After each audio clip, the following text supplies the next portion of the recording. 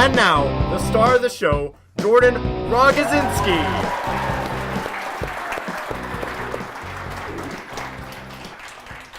Hello folks, welcome back to the Jordan 411 Sports Show. Today's guest is a former Grey Cup champion in 1984. He played 9 seasons with the Winnipeg Blue Bombers and owns Ranger Insurance. Please give a huge hand to number 71, Joe Poplawski.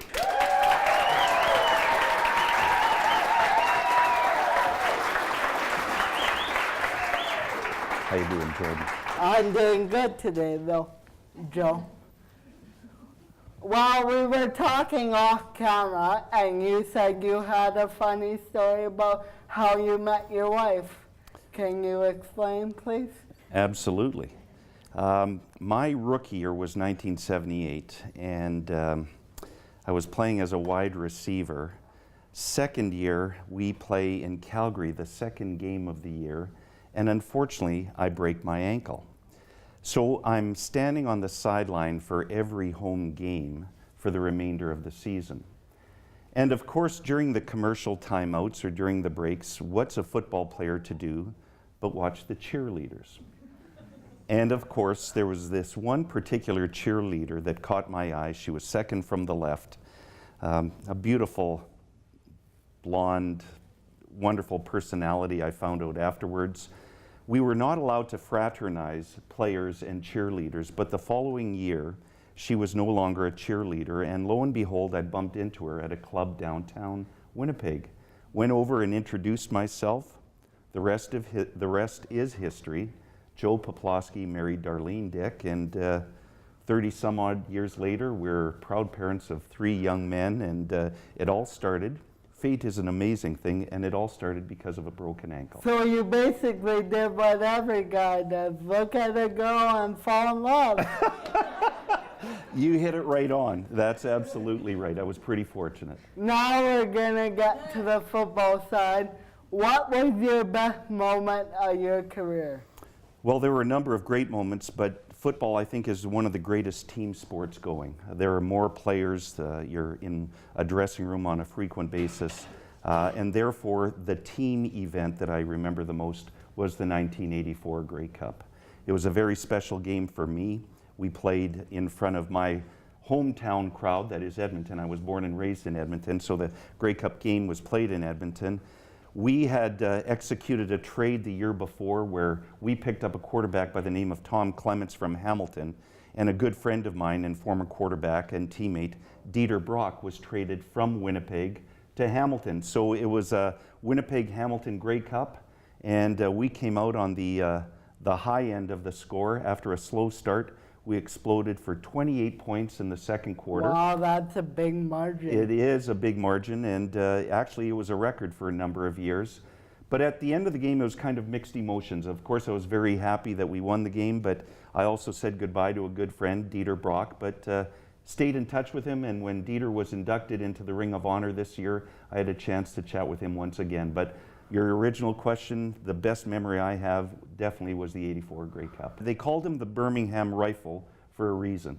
The fellow could throw the ball as hard as anybody and as far as anybody. And Dieter's ball, actually the delivery of the ball was different than most quarterbacks.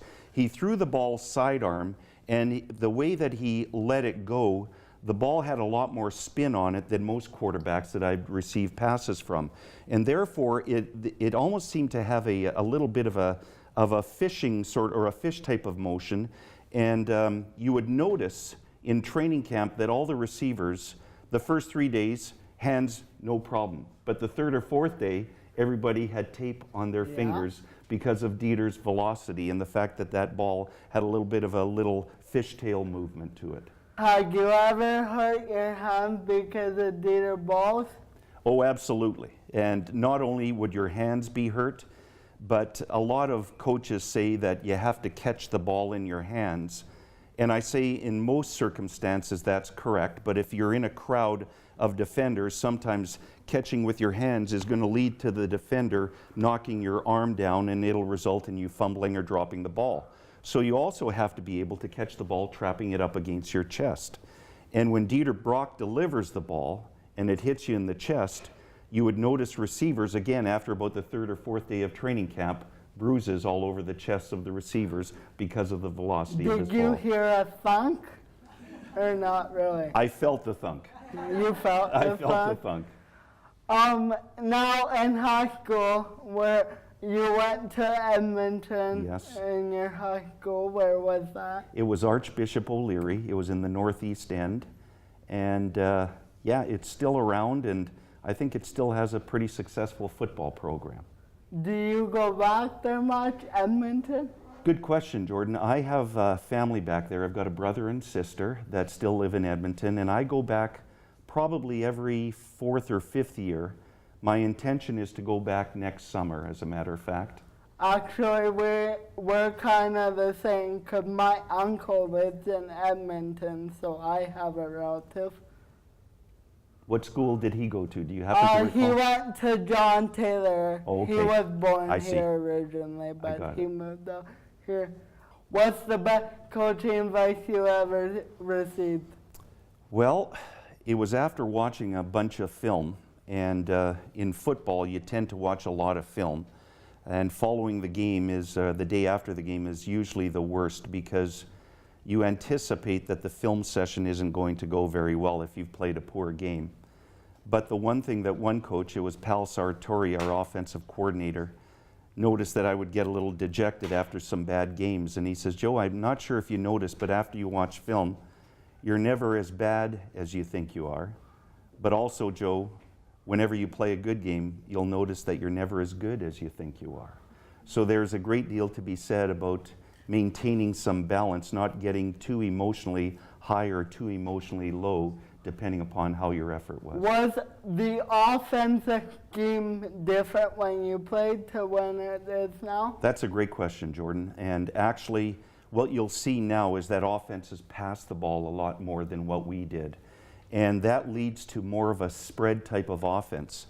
We played a double slot set, so we had 2 quicker inside receivers, which is similar to today, but we did have a true fullback and a true running back. If you take a look at offensive systems nowadays, rarely do they have a true fullback. They will have a 5th receiver, like a 3rd slot back. So it just creates a little bit more confusion for secondary because you're getting more receivers downfield. So you pass the ball more, and I think that offensive schemes and passing schemes are a little bit more sophisticated. How about the rules, since they changed a bunch of rules? How, if you were playing now, how would that affect you as a receiver?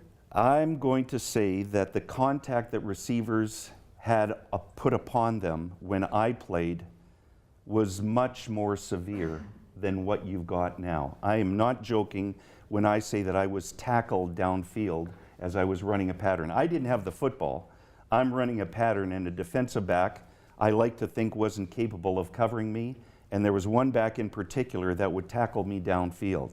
Now, the one thing that hasn't changed, and hopefully I'm not upsetting anybody, the officiating wasn't very good back then, and it's not that good right now either. So you know what? I agree with you, and I'm gonna say that it does suck. I won't go that far, but yeah. Especially, there's some calls like illegal contact away from the ball, like you were saying you would get tackled. Now they're way too lenient, man. yeah, and there are some calls which I think have no impact on the play whatsoever. I understand that perhaps they've broken the rule, but really if the quarterback is concentrating on the right side of the field, and if the official knows that he's been looking at the right side of the field, and if there's a minor infraction on the exact opposite side that has no impact whatsoever on the play, why throw the flag? When you initially got traded to come to Winnipeg, what was your initial reaction about Winnipeg, and did you know anything about Winnipeg? Well, first off, I'm going to explain to you how the trade occurred. Yeah. I graduated with a 3-year degree from the University of Alberta. Once you get a degree in the CFL, back then at least, you were eligible for the draft. But I was one of the Eskimos' territorial protection, so I didn't get drafted, but I was selected by the Eskimos pre-draft.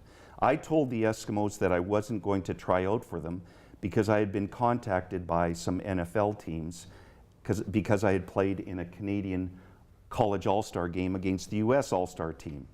Ends up that I decide I would like to play another year of college football. I tell the Eskimos that. 24 hours later, I received a phone call by a journalist from the Edmonton Journal, and he says to me, "Joe, how does it feel to be a Winnipeg Blue Bomber?" And I said, "Pardon me?" And he says, "You were traded earlier today." So I was traded without really knowing that the trade had occurred. Held off. I didn't show up for the first couple of weeks of training camp. Decided then that I would try out for the Winnipeg Blue Bombers. They actually brought me here as a place kicker first and then a receiver second. Things worked out well for me. I'm glad that I came to Winnipeg. And when I first arrived, Winnipeg and Edmonton were very similar in size. They were both around the 550,000 mark. They weren't very, that is, Edmonton went through a tremendous growth spurt. Yeah. Winnipeg not quite the same, but I found the cities very similar. But the statement of friendly Manitoba was very prevalent and very obvious. When I arrived here, I thought that the fans, because I was traded for a guy by the name of Tommy Scott, who was a bit of a hero here in Winnipeg. So when I came and I wasn't performing very well the first few days of training camp, I think a lot of people thought, who did we pick up for Tommy Scott? But they opened up their doors to me, and I've very much enjoyed my time in Winnipeg. And now you're in the community. Tell me a little bit about what you do now. Well, I'm in the general insurance industry, and I've been doing that for over 30 years now. So my career is starting to approach a finale in that career as well. But our company, which used to be Ranger Insurance, is now A.J. Gallagher. We were bought out by a large international company called A.J. Gallagher. We're heavily involved in the community. Over the years, I've been involved in a variety of volunteering positions. But perhaps most importantly, we are parents of 3 young men. And those 3 boys growing up were involved in a number of various sporting events. And I must admit, I followed them around, not just in Winnipeg, but across Western Canada and the United States, watching them taking part in various sporting events. You didn't start playing football till you're 18. Most people, like, for example, Mel Steele, who is the legend, by the way. Yes, he is. Thanks for bringing that up. Yeah. I mean, you're a legend, too. Thank you. Thanks, Jordan. Most people start when they're very young. Why did you wait till you were 18? You know, I really had a goal to play soccer, and perhaps my greatest sport as I was growing up was soccer, but I played a number of sports, soccer obviously. I ran track. I was involved in basketball, played volleyball for the school team as well, played junior hockey, and I didn't actually get serious about football. I think it was more so around 16, 17, but not far off. And it was my friends that convinced me to start to try out for a football team, and I only wanted to play one position, and that was quarterback. And so I believe it was in grade 10 that I played football for the first time and did start as the quarterback. Took grade 11 off from football and from a lot of sports because that was the year that I played junior hockey, and then didn't have nearly as much fun traveling and missing out on time spent with friends, and so decided to play all the other sports once again in grade 12. So I got back into football and played quarterback once again. But then when it came time to graduate and go to university, I knew that there was only one sport that I could probably play, and that would be football. And so I decided to play for the Golden Bears as a receiver, not as a quarterback. How was that being from Edmonton playing for your university football team? Well, it was great. Number one, I had a great team. Unfortunately, we missed out on the playoffs, but the coaching was tremendous, and I learned an awful lot for an individual that makes that transition from quarterback to receiver. And I started in my freshman year with the University of Alberta Golden Bears. Didn't do very well, actually, but I started. I had a big learning curve, so I learned a great deal thanks to the coaches. I just wish we would have had a little bit better fan support. I think college football or college sports in Canada is one of the best kept secrets. I just don't think that there's enough fan support. And I think you could say the same thing for the Bisons, whether it's a basketball, their hockey, or their football programs. I wish that there was just a little bit better fan base than what they receive right now. Do you watch the Bombers still keep up? Absolutely. I was on the Bomber board for a number of years as a volunteer. We still have our 4 seasons tickets. Our company is a big supporter of the football club. We have our suite up on the east side of Investors Group Field, and I think it's very entertaining, and I love this stadium. I know the location is a little bit of a concern for some people, but as far as sight lines and watching the game itself, I think it's the best stadium in Canada. To me, the location that's been going on for too long. People, it's not the location that matters for me, anyway. Attaboy, Jordan. The football. Good for you.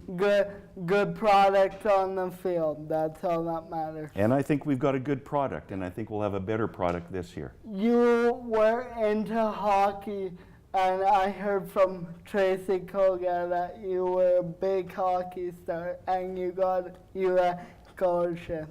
Well, I did have some scholarships offered to me, but I fell out of love with hockey.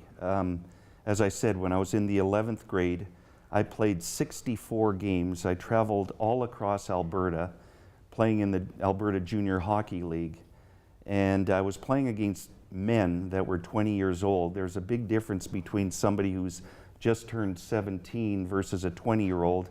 It was a very physical game, and but I played with some very good players. Mark Messier's father was my coach. I played with his brother, Paul Messier. Wayne Babbage was on our team. A couple of other NHLers, Doug LeCure, Tony Curry, all went on to play in the NHL from that team. But the fact that I played 60 games, traveled all over, and believe it or not, I was a pretty decent student, and my marks started to suffer miserably because of all of this travel, because we played on weekends, and I would generally have to leave classes Friday morning and hop on a bus, and away we go. So it wasn't a whole bunch of fun, to tell you the truth. Yeah, that must have been hard. Did you struggle at school? I did. Fail any classes? No, I was fortunate enough that I didn't fail, but I noticed a big difference in my marks when I looked at the 11th grade versus grade 10 or grade 12. Same high school, same teachers, but I just didn't have the time to put in. What was the most adversity you have faced in life? Injuries and trying to recover from an injury. And I believe when I came back after that broken ankle that I wasn't quite the same football player that I was. Had to change my game, converted actually from a wide receiver to a slot back, so there was some adversity to that. But also saying goodbye to your friends, players that were traded or released. And you develop such a bond when you're in that dressing room. You're spending so many hours with them, practicing 3 or 4 hours every day in the dressing room for an hour or two as well. That made it tough, but one thing about being with a good group of individuals, you lean upon one another. You've got your fellow teammates in the dressing room, and together you overcome. Who was the big jokester when you played? There was a player by the name of Tyrone Jones. Tyrone Jones was one of the loudest, most gregarious individuals I had ever met. And it didn't happen after he was a 3 or 4 year veteran. It was the day he walked in the dressing room. He took control of the linebacker area, and then he became reinforced by another outgoing, loud, and comical individual by the name of James West. So when you end up getting Tyrone Jones and James West together, it made for a rather enjoyable dressing room. How was it, since we haven't seen a breakup here in 26 years, how is it holding up against your head? Because I see that's the 84 breakup ring right there. It is the 84 Grey Cup ring, that's correct. It's interesting. We won in 84, I retire in 86, and then the team goes and wins in 88 and 1990. So what does that tell you? As soon as I retire, they start winning more Grey Cups. So, but it's been a number of years. I think that Calgary is still probably the team to beat in the West, but I think Winnipeg is playoff bound, and all it takes is one game, so there's a chance that they can make it to the Cup this year, Jordan. Yeah. Well, I think honestly, if we would have got past BC last year, we would have get Calgary better run than BC did. And you know what? We played well against Calgary all year, didn't we? Yeah. I think we had a chance. You're right. Yeah. Well, I'm done, folks, so thanks for coming, Joe. Jordan, thank you very much. Yeah. It's been a pleasure. I do appreciate it. Thanks the audience for coming. I would like to thank the audience for coming out to support me, and thanks to Joe. And watch it on YouTube, and when it comes out on Shaw, watch it on there. You're great, Jordan. Thank you very much. Yeah.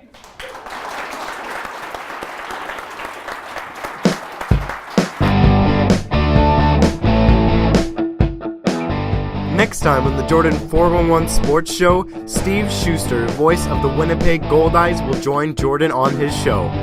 Please like and subscribe to Jordan's YouTube channel and follow him on Twitter.